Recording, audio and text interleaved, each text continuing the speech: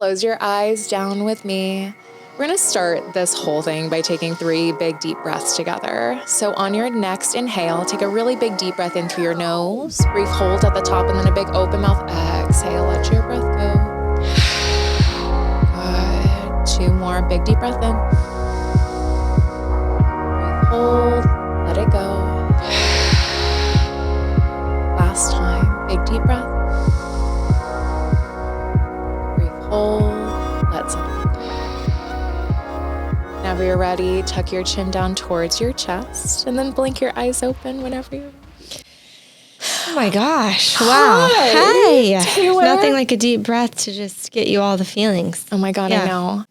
Yeah. Taylor, I'm so happy to have you on. I'm so honored. I feel like emotional because you've been through since the beginning with me. And I mean, I'm so lucky to be able to not only have this like one-on-one time with you, but then also to like have it on the pod too. Yes, but I'm honored. Truly, it's such a gift. And I just want to start talking about LaSoul.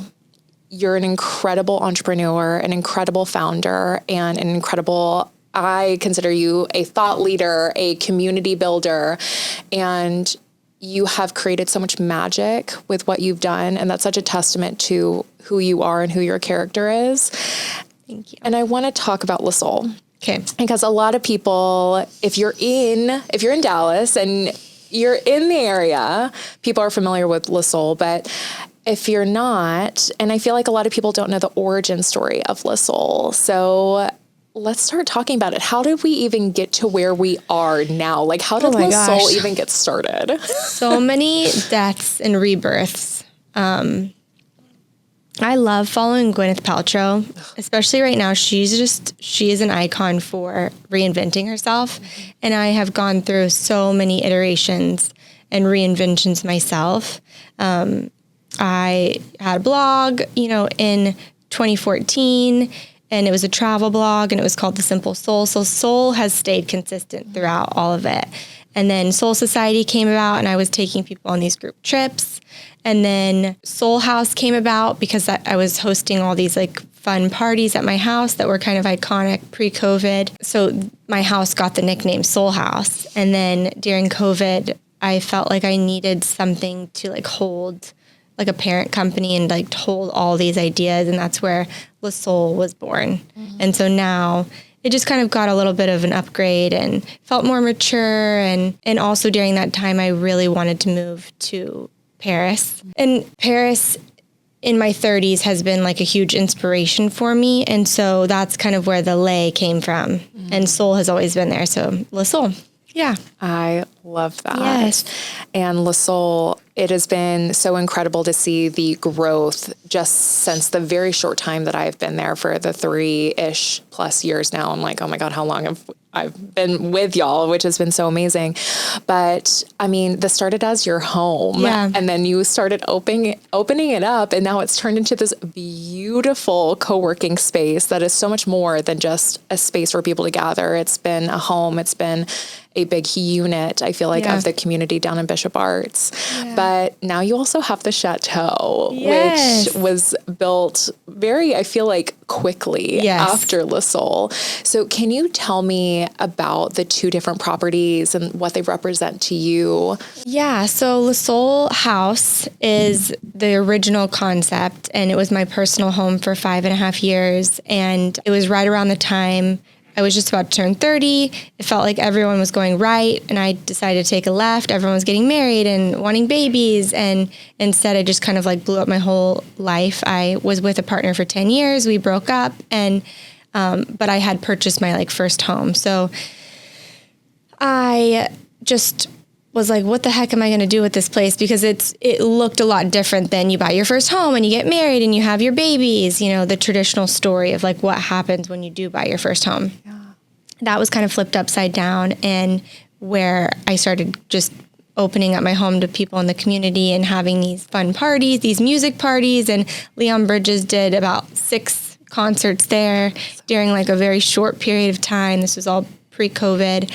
But I did, again, after I broke up with my partner of 10 years, I started dating someone from the travel industry that was from France. He was Parisian, which now I know in hindsight, like, wow, he totally broke my heart. But I don't know if I was more in love with him or the idea of like moving to Paris. And it sounds cliche, but in Paris, everybody, the togetherness there and there is something very magical about the way people gather there and are so present and riding bikes and on the streets, and just the way they live is so different than the way we live in Dallas. So it didn't work out for me to move there and fall in love. But I was like, how can I bring some of this inspiration back to Soul House at the time? And I think that it was never the road from where we were to where we are now has never been about perfection.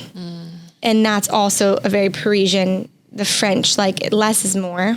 So I just really took that inspiration from the beginning. So then during COVID was when we transformed the back house, which was once known for like dance parties and late night hangs, to the wellness studio.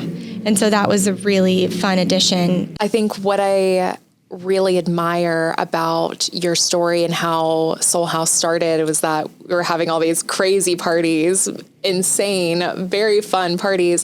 And then it was very much like, okay, we need to ground the space, is how you've always described it to me. And that's kind of how the wellness aspect came in. Yes. And I love that you've been able to so effortlessly flow that wellness portion into the social aspects of things. Yes, you need both. And it wasn't grounded. And it wasn't grounded from when I was doing Soul Society and I was doing these group trips, which were so fun and so amazing and very impactful. And, you know, I got to, before COVID, speak a lot about that concept in different places in Dallas. And that was really fun to have that platform, but it still wasn't grounded. Like, you need a place to gather.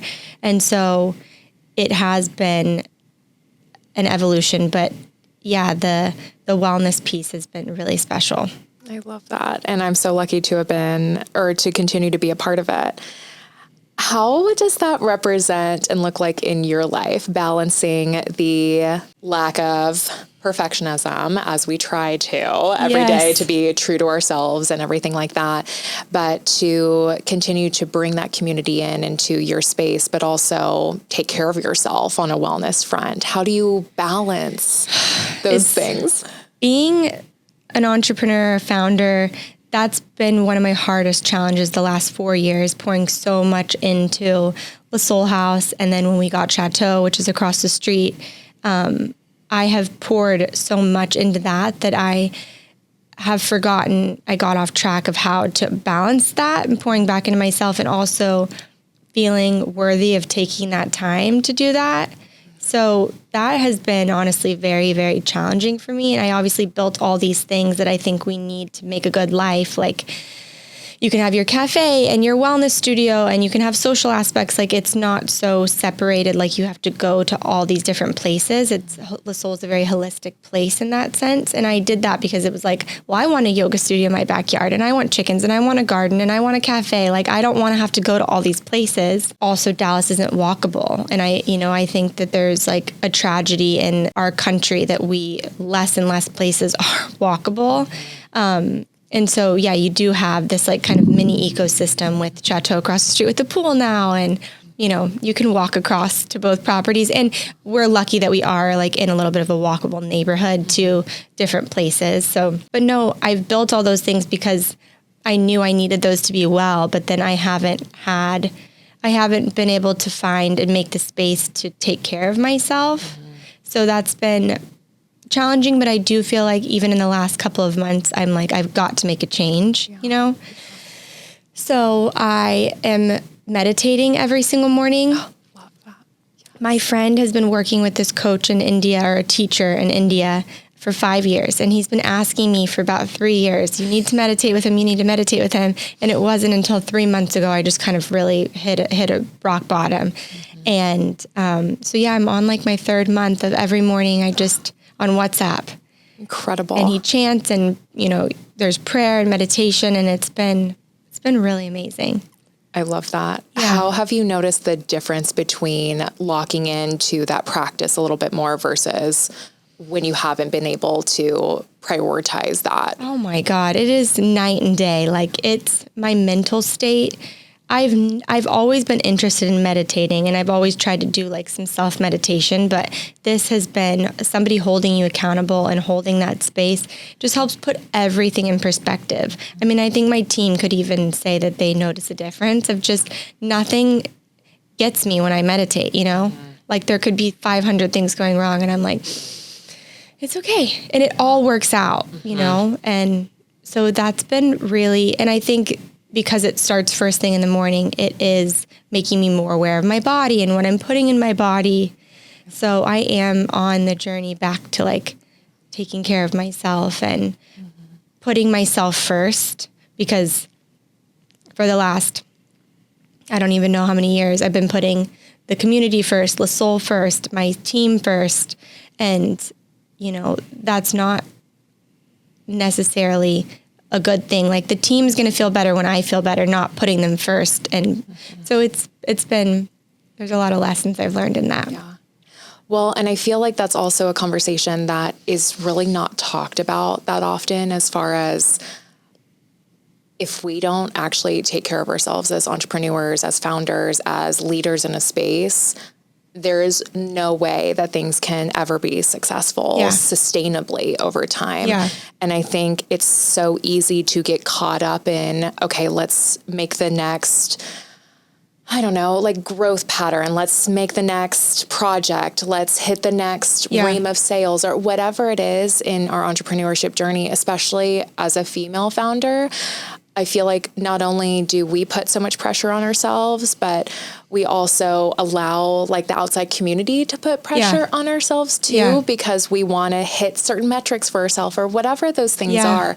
And at the end of the day, I can 100% resonate with you on that. For so many years, trying to put other people's businesses or expectations first, or fulfilling whatever needs that I thought I should, to then be like hit whatever rock bottom or whatever variation of it, to then be like, oh. Yeah. But I don't know what it is about so many people that I talk to that are entrepreneurs, where it's like sometimes we have to be so forced to show up for ourselves. Yes, like this, you know, because this takes the grooming, this, like, when you're so in the mindset of doing 500 things always, that it's like taking the time out of the day to, like, you know, put yourself together. It's there. The balance of that is incredibly challenging. So how have you been able to handle the past couple years of growth, of building out not only these incredible spaces, but also your travel agency? You have so many things that you do. Yeah. It's not just the 2 spaces that you host and protect and love and build on. You have so many other pursuits that you're doing. How do you handle doing all of the things that you're doing? How do you keep up with it? Yeah. Well, to go back to something you were saying right before this about just the balance, one of the things my meditation teacher has taught me over these last 3 months is to bet on myself, to pray for myself. And I'm like, wait, what? Because I am praying for my team, and, you know, there's all the things that I'm sending the love to and the gratitude, but he's like, bet on yourself, pray for yourself every day. And that is such a mind shift, and like, oh, well, I'm not betting on myself. Like, I'm betting on so many other people. You can't do it all. I have not been able to be front facing. I have not been able to be put together like I am on this podcast. And I think, like, our members, like, I just show up as I am. And so it's interesting because in a world with so much social media, and what you're seeing online is a lot of the female founders that I look up to, you know, are so put together and are front facing and are sharing their messages, whether it's through a podcast or online. And so having to let go of right now, that's not my season. And my season is like being in the trenches with all of it. Yeah. And that actually brings me a lot of joy.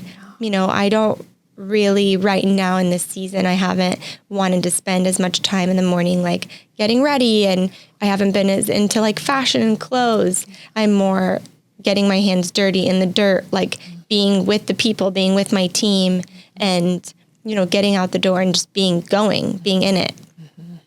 So I think that's been an interesting lesson too, that like beauty, vanity doesn't always also come with success, and there is a time and a place where it's important to take care of ourselves and do the grooming. Like I got my nails done, and it was funny because I didn't even do it because of the podcast, but I was like, I'm starting to do these little things for myself again. But I also think there's seasons of that. Like it's okay if, I'm not getting my nails done for 5 months and it's just not bringing, so there's just balance. I've had to pick, and I pick leaving the house in overalls and a white t-shirt sometimes and no makeup 90% of the time right now. So it works out, I guess, because Le Soul is a place where there's so much going on. And so many people are coming in different phases of their day and different phases of their life. So I hope that, makes people feel like what I've taken from it is that, well, I couldn't get myself ready to get today, but at least I hope it inspires someone else to feel comfortable to just show up as they are. And that message alone, I think, is such a sweet testament to what Le Soul is that as you continue to show up for yourself, as you continue to show up however you are, just show up. Just be you at the end of the day, not looking for the highly curated aspects unless we want to be highly curated that day. Yes. And I love that full spectrum of what Le Soul as a parent company kind of represents too. And I think it also goes back to that lack of perfectionism in back to Paris. I mean, it sounds like it goes back to the roots of why you started this, which I love. Yeah. But I feel like over the past couple of years, or the past year at least, I've been noticing that there have been so many global brand partnerships with Soul House, with Le Soul in general, with the Chateau. I want to talk about those global partnerships because working with huge brands, how has that been able to kind of showcase your space, but also give you inspiration for where you want to go next? Yeah. I think I always dreamed that, brands would find us, or creating a place. I created Le Soul from a place of authenticity. Truly. It was just like something, it was my way of expressing what I needed in the world. And I think through that, when you do that, people find Dallas is a major city, and it's a huge market for a lot of brands that are coming through. And I think it's been kind of quite easy to, when they're coming through, word of mouth has spread, and it's like, you got to come to Le Soul. Yeah. So we are definitely unique in that aspect, that there's not anywhere really like us in Dallas. But I've had also really amazing feedback of people being like, come to Austin, come to Nashville, come to Paris, come. And I'm like, but there's not these cities that you would think maybe there was something like that. But for the brands, I think what's been really interesting is the brands that have come to us have been brands that I've been in love with and have been purchasing or, supporting for years. The first one was Leon Bridges. Mm-hmm. I remember when I first moved into what is now Soul House, we didn't have much in the house, but we had a little record player. And I think the first record we bought was the Leon Bridges album, which was his River, the one with the river. Yeah. And again, we didn't have any furniture, but me and my roommates, we would just put the record on and dance around the house. So I remember when he reached out, feeling how special that was. And then after that, I'll remember the next one that I fell off. I was sitting on a couch like this, and I remember getting the email, and I think I fell off the couch. I was just floored. Was Cezanne. And they started in Paris, their Paris apartment. And I was such a huge fan of them. And when they reached out to us, they didn't have any, they had maybe one pop-up in the U.S., but they didn't have a U.S. presence like they do now. So they came back twice. They came to Soul House, and then we made friends with all of the French team, and they were all, it was a very small company at that time, and they were expanding, and they watched the following year of how we built Chateau, and they were like, we have to come back. This is like so amazing. So then they came back and did something at Chateau. And then the next one that I have been a supporter and spent way too much money with was Sakara.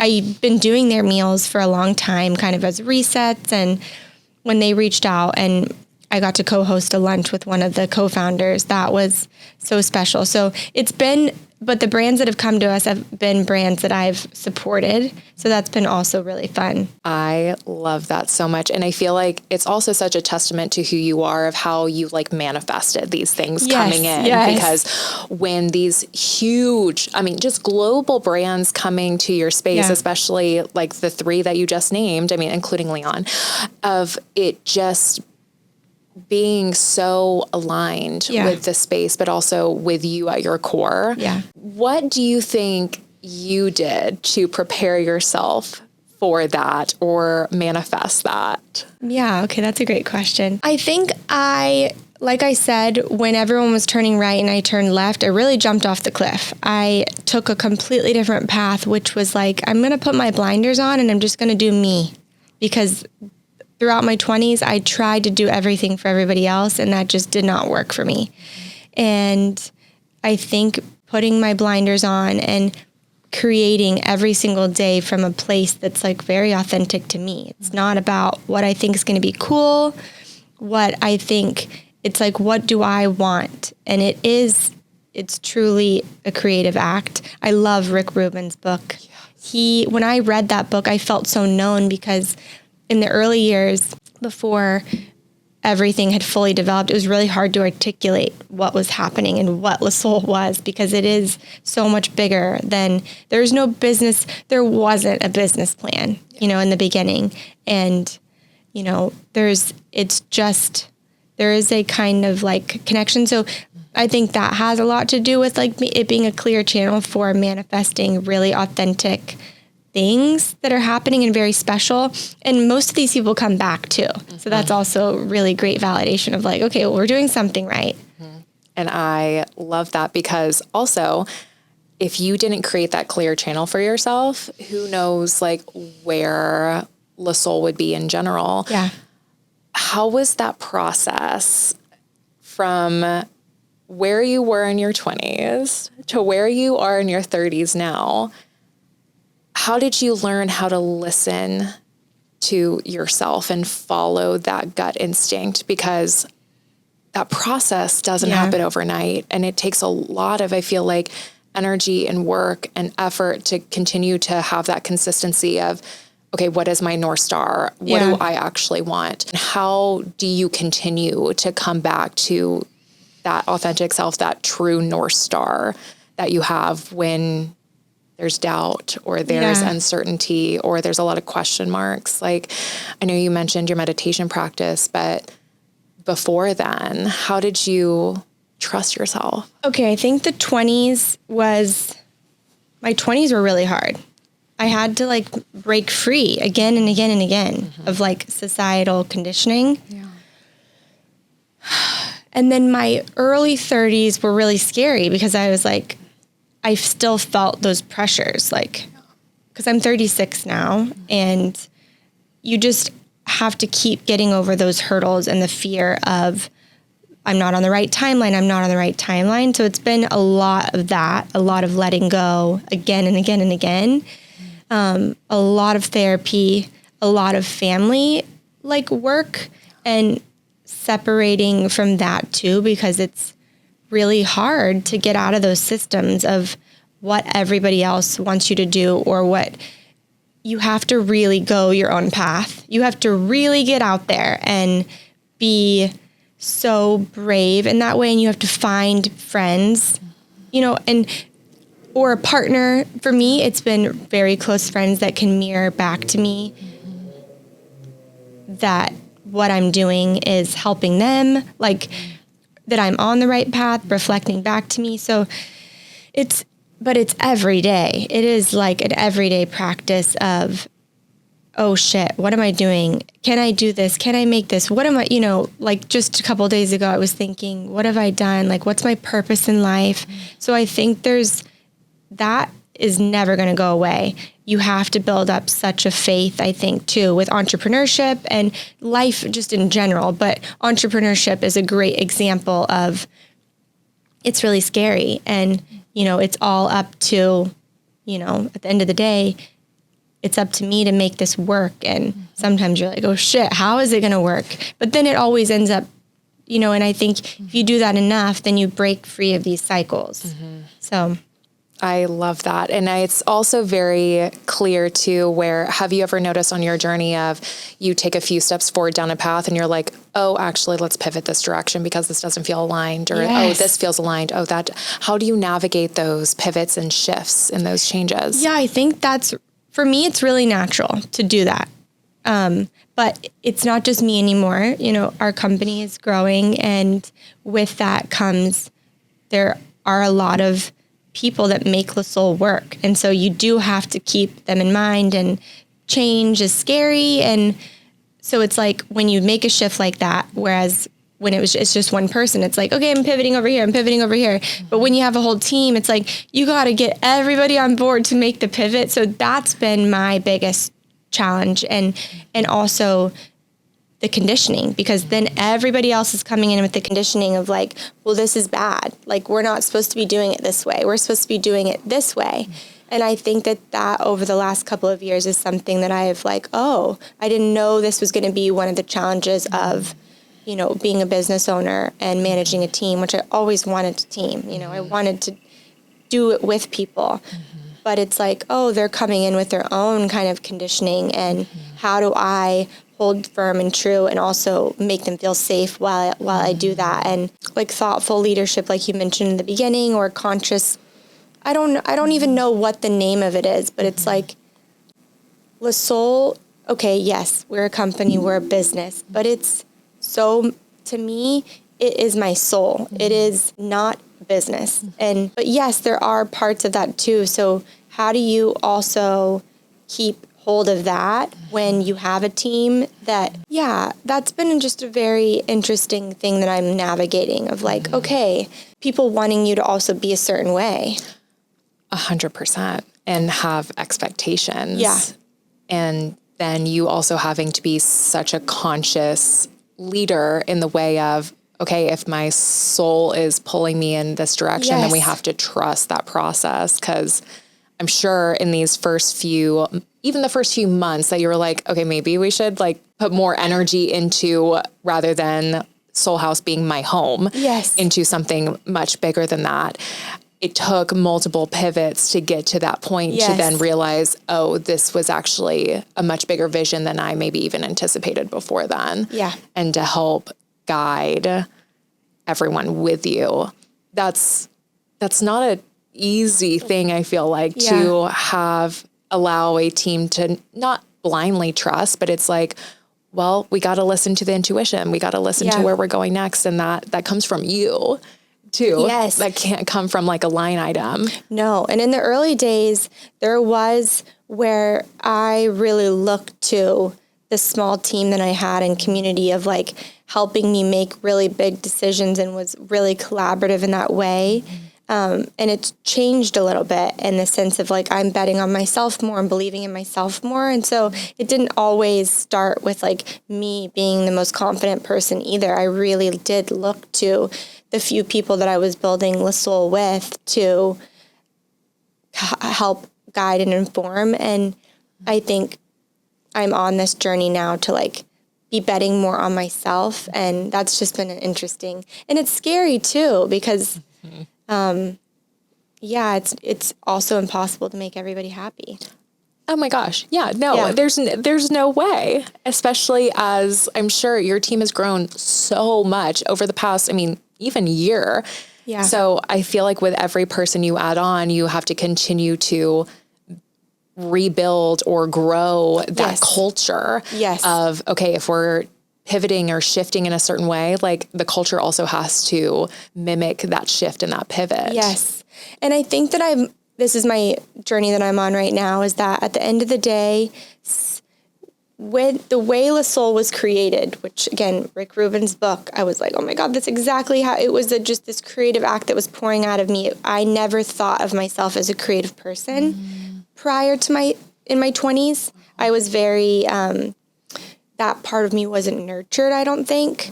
And so it took me a while to believe it, but it was like, oh, this was my like big creative act. Like this was my, and now that Le Soul is bigger, there are decisions that I have to make of like, that I can look at the lens of like, okay, we're a company and like, I have to protect Le Soul. Whereas when it was a baby in its infancy, it was so enmeshed because I was also still living there. And so the last couple of years I have been like, I think untangling and being like, okay, the personal and the business and like remain, how do you create the interpersonal relationships, but then it to still feel like Le Soul does, but then it's a growing company. And doing that helps me be like, okay, at the end of the day, I don't want to let people down. I don't want to let my team down. I want to be friends with everybody, but I have to protect Le Soul. And so that's my mindset shift that's happened is like when I do feel something, I have to trust myself, even though it might upset some people. It's like I have to trust and know that that's right because I'm protecting Le Soul, and in turn that will protect everybody else in alignment.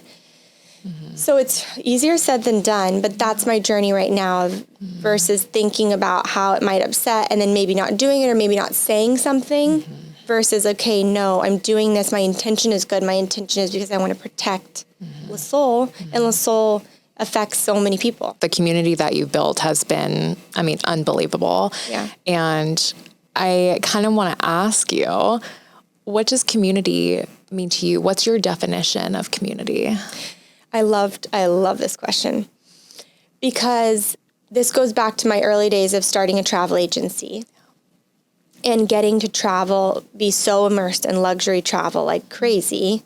You know, you can't travel like that in your 20s unless you're, I don't know, a billionaire or something. Love it. But I quickly learned I had global community, and I think there's a lot of that happening right now with technology, and it's amazing. We can have friends in all these places and we can stay connected.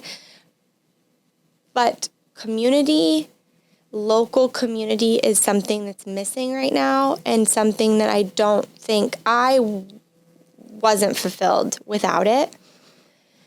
And feeling like I had my home in Dallas, but nobody knew that I really lived here because I was traveling all the time. And that was what really was like made me kind of turn everything on its head and say, what is the purpose of all this? And that was, again, I had the travel blog and I'm a Sagittarius. So traveling, that was my dream. Yeah. So I think community means to me, like, what are you doing at the local level for your neighborhood, for your city? Like, what impact are you having on that? And where do you see yourself in the community? Like, what are you contributing to your community? And I think if more people thought like that, they would be more fulfilled. Dallas, we've talked about this, but a lot of people, it's hard to get people to want to stay here. But then yet we're getting all these people moving here from big major cities. That's really exciting. People that never saw themselves here. So it's Dallas kind of, I don't know if we have an identity crisis or what, or we just haven't really. Maybe Dallas is known for one thing, but the city is actually something completely different. Because that's what it feels like. Yeah. It feels like we just haven't named it because it is very special in the way that people collaborate and are in community together. Yeah. But I think that was something I needed, and I feel very, like when I do lose my way or when the world feels really heavy and I'm wondering, what are we all doing here? What is the purpose of all this? This is so hard. What did I sign up for? Yes. It's like, okay, I'm making an impact on my community and I'm also getting that reflection back from people in the community. And I know I'm very lucky in that sense of like people come up to me in the spaces and get to say how much Le Soul has impacted them on their journey and, saved them or whatever it looks like. And then from a global perspective, people coming through the spaces. We just recently had the general manager of the Ritz Paris come to Le Soul, and we served, I had kind of had just a very short notice. I am friends with the sales director. And so she was like, I'm bringing the GM and this, and we want to come by Le Sol for a sound bath and lunch. And I was like, okay. And I got La Bodega, and I just plated it on some of our vintage plateware. And we ate outside by the pool. And after, he's been at that hotel for 26 years. So it's like been his, whole career. And he posted on Instagram like about 5 pictures from Le Sol and said, excellent experience. And I think we were like sitting right next to like the post before that. He had like 200, he has 200 followers on Instagram. Love it. And he's not very active on there, but the post before was like the Chanel fashion show, front row. I'm sure he gets a lot of perks, being the GM of the Ritz. So to me, that was a very private moment for myself of like the hospitality world, the travel, the luxury travel side, then being able to bring them into our community. And I was very nervous. I was seeing him take pictures of Le Sol, he was, going around and taking all these photos. And I felt a little bit of embarrassed because I'm always seeing things that can be better.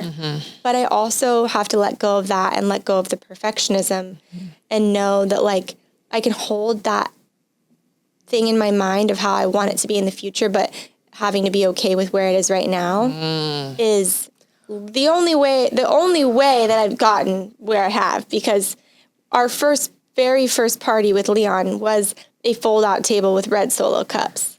And I remember seeing, everything was like a shit show coming together, and the liquor store, we had no alcohol. They were closing the gate on me, and we didn't even have but it's like that table and the red Solo cups, they don't matter when the feeling, the authenticity, the energy's there. So I think that's what the guy picked up on.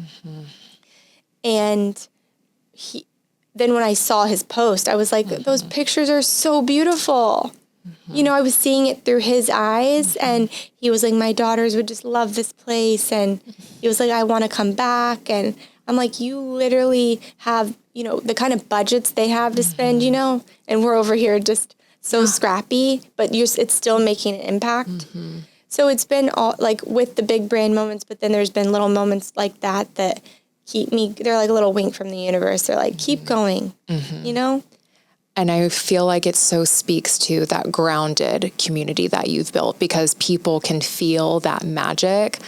Whatever perfectionism, rose-colored lens we want to put on, because we're going to be, as founders or entrepreneurs, we're going to be the most nitpicky about the things. Because yes, of course, like you said, everything can always be better. Everything can always be improved. But at the same time, what a beautiful lesson to be able to look at something and it's like, no, it can be perfect just the way that it is. Yeah. So for people that are wanting to come into a community or be a part of a community or maybe even start their own community, what would you tell those people of how to build or become a part of their local community? What could be the best way that they could start doing that?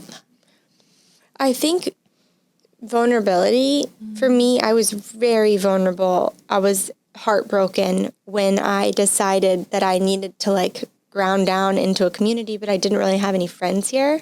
And so I was in a very vulnerable spot, and I think it made it really easy for me to connect with people because I was just looking for friends.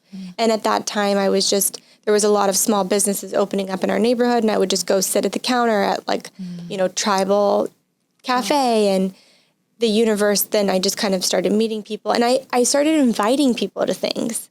The vulnerability and being so raw.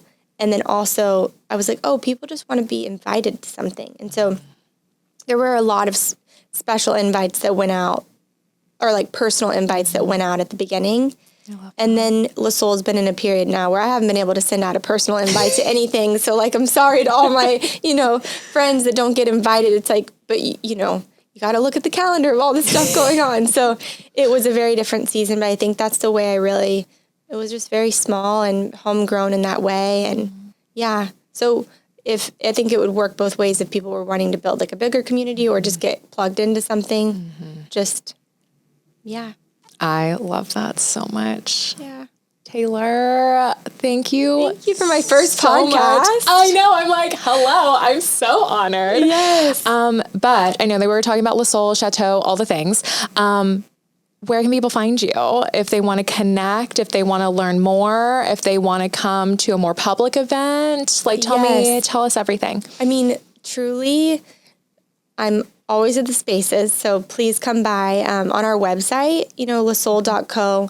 We have an application for our membership. We also have like an application for our travel services if you're wanting to go on a fabulous trip. Yes. But yeah, I think the website, our membership application, and then we invite people, if they've never been to the space, we always invite people to like a free class to come tour the spaces. So if you just get on our mailing list and and hopefully we'll be, in other places in the future. I love it. Yeah. Yay. Thank you. Emily.